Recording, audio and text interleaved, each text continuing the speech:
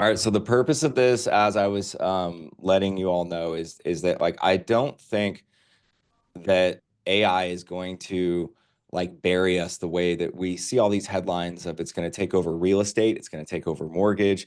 And for some of us old dogs that are on the call that have been around me in that group, by the way, that have been around for a really long time, we've been told this since 2006. Okay, that the internet, first of all, was going to destroy our business, and that this is not like new information, in my opinion. And that was my primary thought when I was asked about what I think about, AI and technology in the space. So like I believe in like partnering with AI as an assistant and like supercharging, as I wrote on here, like the human connection. And I think that if we can learn, to use it that way, then we're not going to have any issues at all with it being any type of disruptor. So whenever I think about like the number of mortgage people, us, right, who are going to lose market share in the next year, over 5 years, I don't think it has anything to do with interest rates. It has 100% like everything to do with adaptability. And AI is scary to most people. I don't think it's very scary. But what if it's not the real threat? That's the question that I was asking myself, and why I went down this rabbit hole is I did a SWOT analysis. If you guys are, familiar with that, it's like, strengths, weaknesses, opportunities, threats. And I did it around AI, and that's how I came up with this. And when I got to like the threat section, I couldn't find like a real threat for AI particularly like taking us down, but I did realize that there are threats like around it. So I believe that AI is the opportunity. And I don't think it's going to replace any of us, but someone who uses, so let's say I use AI really good compared to like a normal loan officer. I think that that's the real threat. It's the people that actually do embrace it and learn how to use it better than you. That's the threat. It's other loan officers. It's not, the actual technology. So like we have to stop resisting it. And I've had lots of conversations with tons of people about this of like we always, and I'm guilty of this too, of resisting things sometimes. I'll give you a great example. I have a Logitech small little camera over here on this side. And the reason I keep that Logitech tiny little camera is that Dave Savage came and installed it in my office like 10 years ago because I was refusing to do video on my total cost analysis. And I was like, dude, I got a great system. Like it works. Like, and he was so passionate about it that he drove to my office and plugged in the video camera. I was resisting. And then as soon as I embraced it, guess what happens? Now I've been like the mortgage coach God King for like 10 years, right? Like I because I do the videos and now I cannot not do a video like every single time. And that's like a big game changer, like difference maker in my business. So I'm always working on embracing faster and not resisting as much when there's real change in technology and markets. And we have to all do the same thing, right? So do you guys remember like when Zillow came out and everyone said that a realtor is going to be extinct in 12 to 24 months? You guys remember that? Yeah, same, right? So what about online loan applications? Oh my God, Rocket Mortgage, you could insert a million different things. So this stuff isn't new. We feared email when it first came out, right? We feared video. We feared online applications. We feared Zillow. We have fear around all this stuff, but there's nothing to be afraid of. We've just seen markets and technology change all the time over a 20-year period. It's just moving a lot faster now. So when things move faster, we feel more at risk. And I don't think that AI is like a passing trend. It's like it's the next thing that's going to springboard us forward in our businesses. So the more that we can learn to embrace it, which I'm going to go over the ways that I'm using it, and I already have gone over this with you in little pieces, but I'm going to do a deeper dive today on like how you can partner with it. So let's like make sure that we're not like falling behind. We want to learn it, right? And that's what's going to build like these walls around our business is actually learning it. That's what's going to protect us.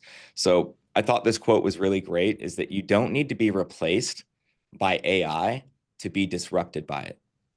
Like I want you guys to think about that, right? You don't have to be replaced to be disrupted by it.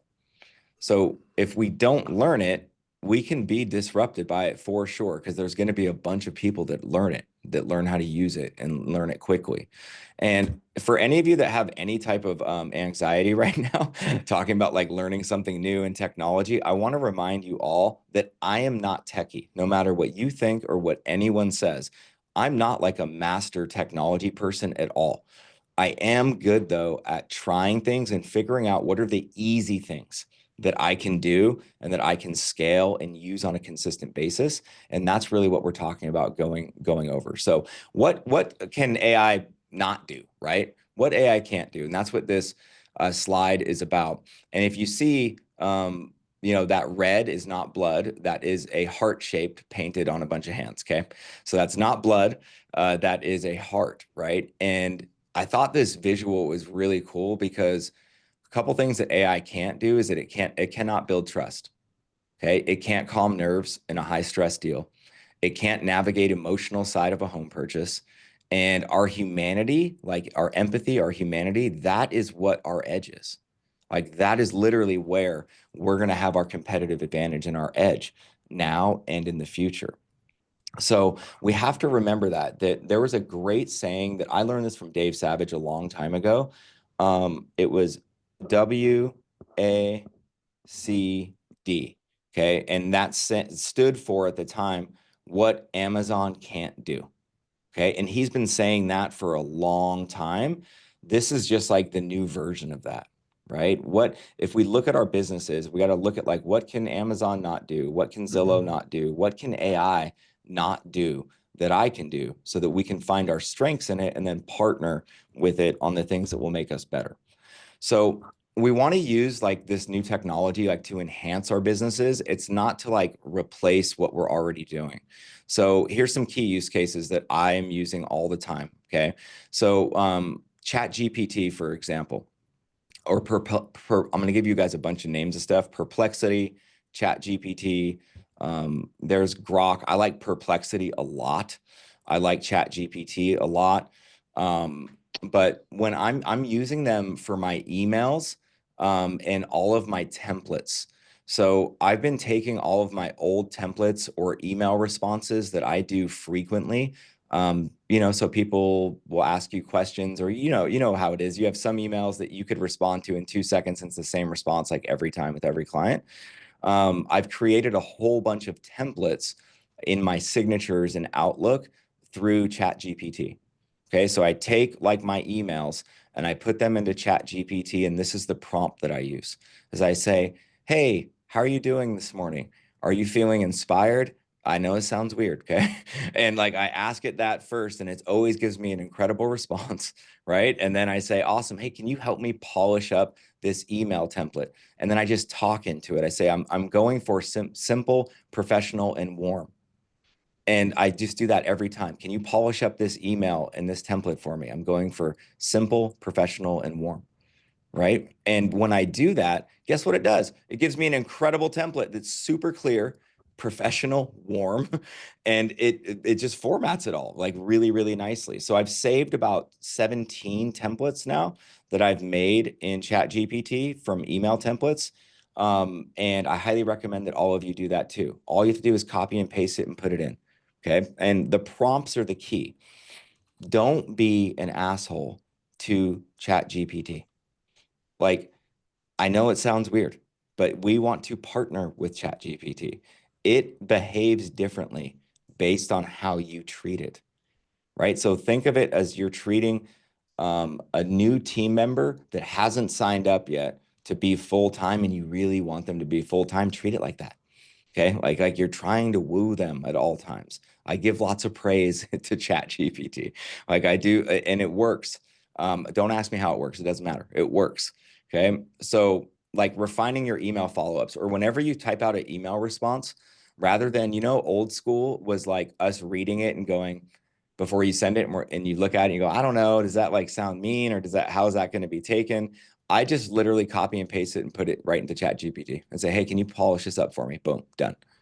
And it always looks great, sounds great, etc. And I'll show you guys some examples, okay? So Prescript for social media and educational video content. So I've been taking my ideas on what I think would maybe be like a good video, and then I just talk into Chat GPT or Perplexity, okay? And I just say, hey, I want to make a video, you know, about um, how budgeting could really help someone, and they think they make more money than they can, like someone who makes $100,000, but really it's after taxes and everything, it's more, you know, like $70,000, and really it's more like $6,000 to $7,000 a month. And I think people should, you know, look at their money more short term, like in monthly increments, rather than, you know, saying that they make X amount of dollars and then they think they have more money that they can spend. That is like I just put that whole thing in there. I just talk into it.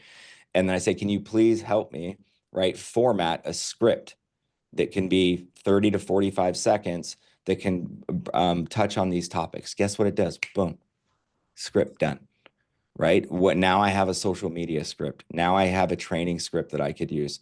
Like it's so, so simple and easy to use. I would just put everything in there and ask it to help you. And if you don't like it, like when you read it, you can say things like, hey, can you make this a little bit more playful? And it will make a playful version. It'll say, hey, can you make this a little bit more edgy? It will give you an edgy version. So I've been really, really going down the rabbit hole on this, and it's so good for educational video content. Side note, if you guys can't think about something like to call people, realtors or clients, you like want a topic like to talk about, same thing, right? Just tell Chat GPT or whatever you use. There's a million different ones, right? Fathom, there's all kinds of stuff. Like make sure you tell it that you're struggling. I know this sounds weird. Be vulnerable with it. Like it sounds like it's taking the world over when I say that, but like be vulnerable with, be like, hey, I'm really struggling like with this concept, and can you help me out and create some clarity for me? And then just put every single thing in there that you think, feel, etc. It'll format it for you really, really nicely and make it really clear. Okay, so I'm working on creating like a frequently asked question template, right? Through Chat GPT. It's a working document that I'm working on in there that just has like frequently asked questions and then the answers to them. This is great for creating a document to hand out to people, whether it's physically or whether it's from a digital image standpoint. Okay. And then like brainstorming your marketing campaigns. This is crazy. Like I had them create a 52-week, which is too much, by the way. I don't recommend it. I just want to see what it could do. I said, hey, can you create like a 52-week, you know, marketing campaign that involves call, email, text, and social for clients that have not purchased a home yet, but are still looking, so I can keep them engaged. Dude, it gave me a 52-week literally checklist of like, do this, do this, do this, do this, do this over 52 weeks. It blew me away. So you can brainstorm any of your campaigns and marketing. And when I'm doing the marketing stuff, by the way, I ask questions like this. So I'm going to keep saying this over and over. Your prompts and what you tell it are really important, you guys. So I'll ask it like, hey, can you provide me some data, like from marketing research standpoint, as to why you think this is the best way and for an engagement and conversion standpoint? And it'll do all the research and it will give you like, here's why. Now you have pieces of content that you can even go teach other people, loan officers, recruits, realtors, et cetera, because you have data behind it as well. So like you're not becoming robotic at all. You're actually removing robotic tasks. So think about this as the efficiency, okay? Efficiency and impact. That's what I'm using it for a lot. So being fully present in client interactions. I've gone over Plod with you guys. If you haven't bought it yet, buy it. Like it is the best. I'm using it with every single client call, whether it's in person, whether it's on Zoom, or whether it's on the phone. And this is how you can become fully present, is not having to take notes anymore. Okay. So like the best salespeople ask the best questions, right? I say that all the time. I put it in the middle here because using a note-taking type of AI device allows you to be 100% fully present in your conversations. You're going to ask better questions. Okay. When you're 100% fully present, you don't have to think about like what you're going to say next based on what they said. You can just be there with them. You're not having to take down notes and say, hey, can you repeat that, or question yourself? Like, did I get that note right? Like, what was the feeling of that? Right. So the better questions you can ask and be fully present, the better results you're going to get. Now, I've also been using this not just with clients, but I used it yesterday with like Ashley, who works for us. And like I did a full training with her, like on this, where we were on Zoom together, and I'm trying to train her on what questions to ask clients that don't sound robotic about their income or what they're trying to do, et cetera. And I recorded it on the Plod device the whole time, and it formatted the whole training. Like it literally was like, here were the takeaways. Here's what she said. Here's what the response was. And then I asked the AI to, can you put this into a training format for me? And it said, no problem. It would be my pleasure, right? And then it put it into a full training. So it's unbelievable, like to be fully present in your interactions. Like even right now with you guys, I'm not thinking about anything because notes are being taken for me in the background. Like I don't have to think about anything except for where I am. So if AI can take the notes, like then you can take your connection to the next level, right? So I want you to think about right now, how many times, do you drift off in your head sometimes when a client's saying something that you already know the answer to, or that like, you're not fully present, you're looking at email, whatever it may be, and you miss something, right? This is like a great backstop for us in our businesses to make sure that we don't miss stuff. So here's some examples of it, right? So like live Zoom note takers. Like I talked about Plod. Fathom is really, really, really cool too. I think Carlos uses Fathom as well. There's AI Companion, which I use inside Zoom, which is really good too. But if you're going to go real pro, Plod and Fathom, I think are the best two that I've tried. This also creates documents that I've been forwarding to the realtor, as well as forwarding to the client. So yesterday, example, new client call, get off the phone with them. I send them the notes and the overview all formatted. And I said, hey, here's the notes from our call. Please let me know, did I miss anything? And is this clear for you on next steps? And, is all the information correct? They were like, oh, this is incredible. Thank you so much. You didn't miss anything. Well, I didn't even do anything, right? Like it's just sending them the PDF document of like our meeting formatted, and I didn't do one thing for it.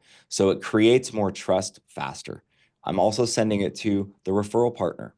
I sent one to Nicole yesterday and said, hey, I'm trying out this new transcription service, etc. I find it to be really helpful. Do you think that this is helpful for you? Here's like the transcription of the client you just referred me over. She was like, this is absolutely insane. This is so great. Oh, this helps me so much understand and makes us on the same page. So I love, love, love those case studies. They work really, really good.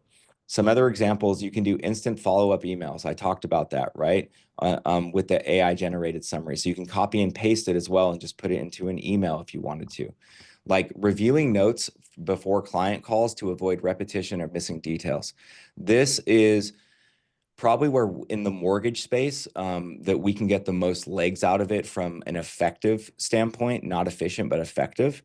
Um, there's so many times where we submit a loan to a loan partner or an underwriter or whatever, and just some of the story gets missed. Some key we forget to tell, like the LOA, like all the details or how they feel or what their biggest fears are. Well, now we can just have a document that shows like this was our whole, interaction, like, and it summarizes for them so everyone's on the same page. It also allows other people to go into the website if you provide them website access, and they can just review it all too. So like in one of my AIs, Plod specifically, like I have folders that just say client meetings, right? And it has all my client meetings in there, right? Then I have another folder, right, that is like trainings. Then it just has the trainings in there. But reviewing the notes before client calls, like when you're talking to them, because let's be real, I talked to someone, last week. They haven't filled out a loan app yet. Still, I'm following up with them. I have a call with them later today. His name's Siri, ironically. And like, I don't remember everything that we talked about last week. So I'm going to go in and just review what our meeting was. Like, what did we discuss? So this is a way where you don't have to remember stuff, but you can go access it really, really easily. So that way we're never scrambling for information. Connection's going to be better. Questions can go deeper, and our service like is going to feel way more personal. Okay. Now, I love this slide. Like AI plus us, we're humans, right? Equals superhuman. And at the end of the day, that's what we all want to be. We want to be the best that we can possibly be in our businesses. And so if we partner with it, it's going to help us scale you. And when I say you, me, us, right? So we want to use the AI to make it scalable, like in our business and our processes, insights, et cetera. So I want you to think about this. Could you put your process like in place and put it into AI and ask for efficiencies within it? Or are there things that you're missing that will create more connection and that's easy to execute? That's like a prompt.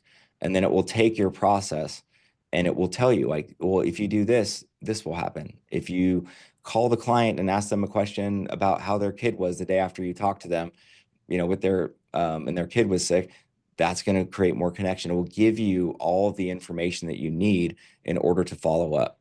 So that way we just get to show up like as our best, like prepared, and we get to like be consistent in our messaging and who we are, how fast we can do things, et cetera. And it's really not like a perfect anything. There's no perfect fit, but it will make you more efficient and effective. So the real risk is like not embracing this, of course, and just staying the same. Like our industry is changing at a really, really rapid pace. And I believe personally that this year is a very pivotal year, nothing to do with interest rates. Okay. This year is a super pivotal year with people that are going to embrace this type of stuff. Okay. And move forward, like are going to crush it for the next 5 to 10 years. For those of us that don't embrace it and we just try to stay the same, we're going to get crushed. I really want you to understand that. Like if we don't make these changes, like that's the big risk, is just us getting absolutely crushed from other people that are actually doing this. So like if our strategy hasn't evolved, like in 5+ years, we're outdated. We can't wait on this new technology. We can't. It won't work. So the real message here at the end of the day is that like AI is not the enemy of our industry at all, right? It's the assistant we've always dreamed of. So I want you guys to close your eyes for a second and just dream of a perfect assistant. Like just daydream for like 10 seconds and I'll talk you through it. Think about what that person would do for your business, what it could take off your plate. It could be phone calls, it could be emails, it could be scripts, it could be marketing, it could be any of that. That's what this is. It literally is the perfect assistant. You want to know why? It doesn't talk back. Okay? Like it doesn't say that I don't want to do that. It doesn't say that like I don't feel comfortable with this. And I've really embraced this and I just absolutely love it. I know it can be a big game changer for you too. So the question is this, right? Like, will you replace the old version of you that's no longer enough for the modern client? Will you replace the old version of you that's no longer enough for the modern client? And you guys have to really think about this because at the end of the day, if we don't change, and we've always had to change, by the way, I think you guys all know that and we can all agree. Change is mandatory, right? Change is like happens whether we want it to happen or not. And it's up to us to make sure that, we're ahead of that change. So I'm going to stop recording this first.